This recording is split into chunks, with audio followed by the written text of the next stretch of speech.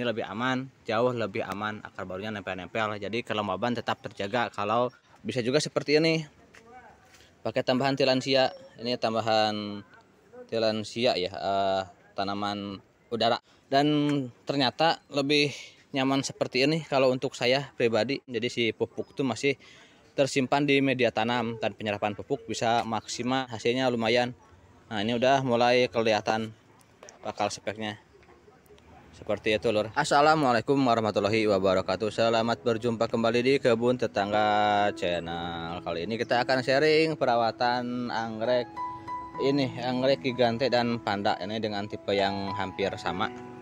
Ini gigante, ini panda, dua genus yang berbeda ya. Cuman memang perawatannya kurang lebih mirip beda tapi mirip.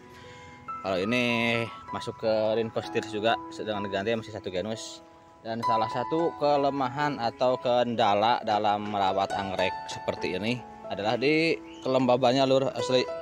Kalau yang seperti ini, anggrek-anggrek gigante dan panda itu harusnya disiram setiap hari, atau bagusnya siram sehari 2 kali, pagi dan sore. Karena biasanya tanpa media untuk yang seperti ini. Cuman memang kelemahannya seperti saya tidak memungkinkan menyiram setiap hari, jadi seperti inilah hasilnya nih yang ini kalau tanpa media. Nah seperti ini lur, ini panda juga kering, ini kurang lembab, makanya saya akalin untuk beberapa. Ini masih baru ya, baru saya dapat sekitar 2 mingguan baru ngambil. Untuk yang perawatan lama saya tambahkan media tanam seperti ini, ditempel. Nah seperti ini lur, ini lebih aman, jauh lebih aman, akar barunya nempel-nempel, jadi kelembaban tetap terjaga kalau ditempel seperti ini.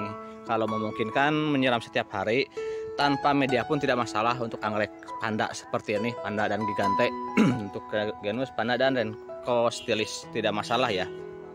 Kalau menyiramnya tidak bisa setiap hari ya kita akalin pakai media tanam, kecuali pada beberapa anggrek spesies yang memang perakarannya bagus, yang seperti ini nih. Ini anggrek panda limbata, dia tipe perakarannya bagus, anggrek spesies. Kalau untuk anggrek hybrid biasanya lebih manja seperti itu. Ini hybrid, ini spesies. Bisa juga seperti ini, pakai tambahan tilansia. Ini tambahan tilansia ya, tanaman udara. Ini tidak mempengaruhi ke anggreknya, malah bagus menjaga kelembaban karena dia tidak ada akarnya. Seperti inilah hidupnya, dia menggantung di udara. Nah, seperti ini, jadi menjaga kelembaban kalau tidak memungkinkan menyiram setiap hari. Dan saya sudah coba di gigante, yang ini udah cukup lama saya rawat, ada 2 bulan dah, gak terlalu lama, 2 bulan kurang lebih saya rawat pakai media tanam seperti ini. Nah, akarnya udah mulai nempel ke pot di dalam, dan ternyata lebih nyaman seperti ini kalau untuk saya pribadi. Selain menjaga kelembaban, tidak harus menyiram setiap hari, pemupukan juga efektif. Kita pupuk di sini di media tanam, jadi si pupuk itu masih tersimpan di media tanam dan penyerapan pupuk bisa maksimal. Ini sudah saya rangsang pembungaan, sudah saya berikan pupuk pembungaan dan hasilnya lumayan. Nah ini udah mulai kelihatan bakal speknya seperti itu lur. Lebih mudah mengakalinya, kita memupuk lebih mudah sehingga penyerapan unsur harinya lebih maksimal. Kalau tanpa media seperti ini, ketika kita memberikan pupuk itu harus benar-benar basah, siram, disemprot ya ke bagian perakaran, harus benar-benar basah. Kalau yang seperti ini cukup dicelupkan aja ke ember, celup gitu, ember berisi cairan pupuk, itu segitu aja udah cukup, karena media tanamnya bisa menahan cairan pupuk. Kalau yang ini baru saya repotting barusan. Untuk cara repottingnya bisa seperti ini, dibuka pot awalnya, bisa juga seperti ini jika susah atau sulit. Pot bawaannya seperti ini dimasukkan aja, tambahkan ke media tanam, gak usah terlalu rapat kalau untuk tipe anggrek seperti ini. Jadi karena untuk anggrek-anggrek seperti ini, gigante dan panda, dia pengennya akarnya tetap bersentuhan langsung dengan udara luar seperti itu. Dan seperti ini udah bagus kalau menurut saya, enak. Kalau misalkan dijual juga packingnya aman, jadi si akar itu tidak goyang lagi, tidak rusak karena masih terlindung oleh pot seperti itu.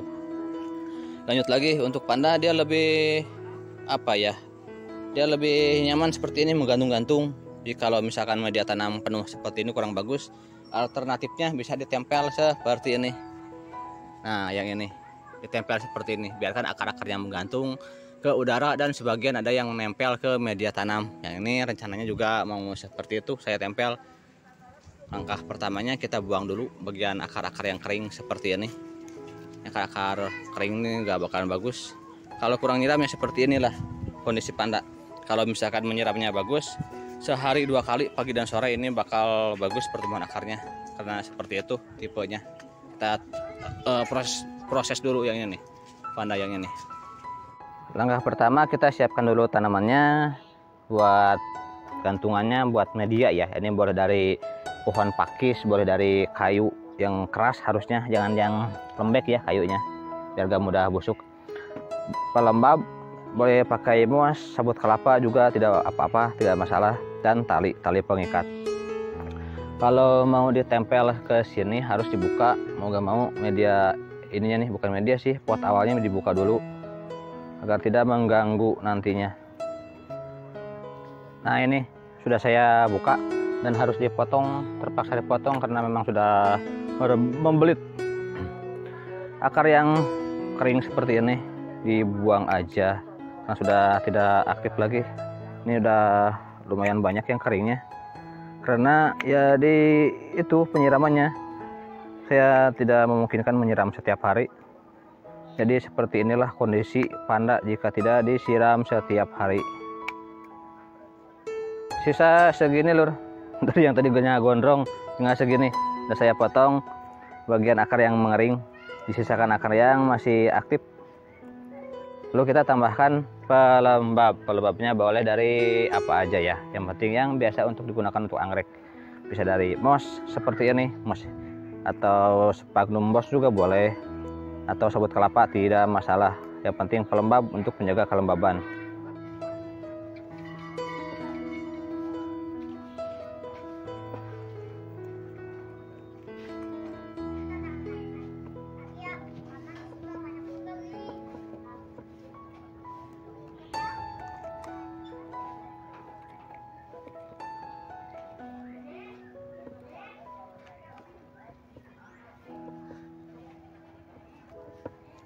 Tinggal diikat dengan tali, gak perlu terkubur semua area perakarannya, karena memang panda dia pengennya seperti ini. Sebagian akarnya berada di udara ya, menggantung ke udara. Kalau terkubur semua rawan busuk. Dan seperti ini, cara seperti ini lebih mirip dengan kondisi di habitat aslinya atau di alamnya.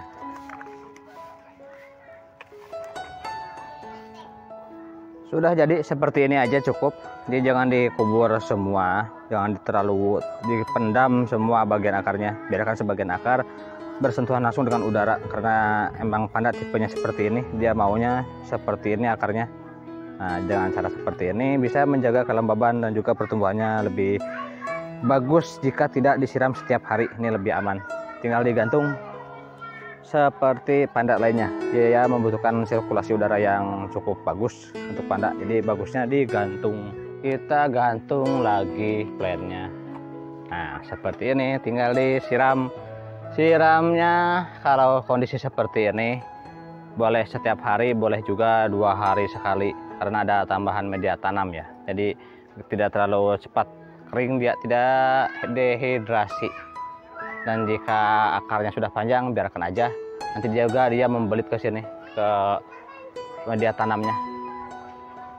Sekian aja dulu dari saya, mudah-mudahan bermanfaat. Jangan lupa dukungannya dengan cara like, comment, and subscribe. Nanti kita update lagi perkembangannya, jadi ditekan tombol subscribe-nya ya, biar gak ketinggalan info terbarunya. Wassalamualaikum warahmatullahi wabarakatuh.